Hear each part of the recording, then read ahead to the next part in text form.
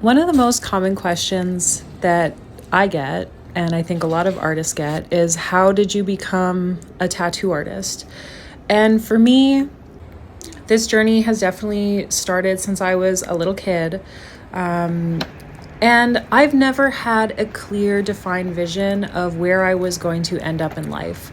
I've had so many weird, whimsical jobs that are so romantic on paper. It just kind of makes sense that I ended up here too.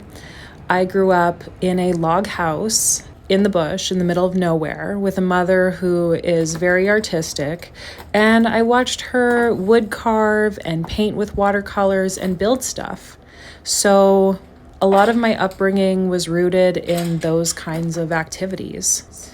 And there's been lots of times where I guess I took art kind of seriously, but still not really. Like when I was 19, I actually did a few kitchen magician tattoos, but I did not even think twice about it. I was just like, hey, this is a weird experience. I'm going to do it right now. Bing, bang, boom.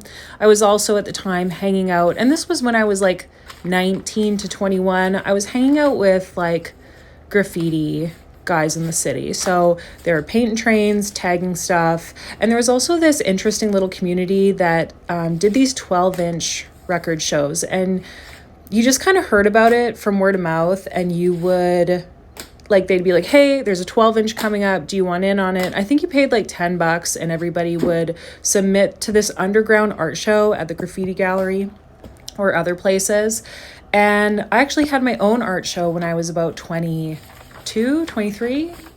So what prompted me to make this video is I went to Artist Emporium this last week to buy my mumsy some watercolor paints that she wanted because it was her 70th birthday.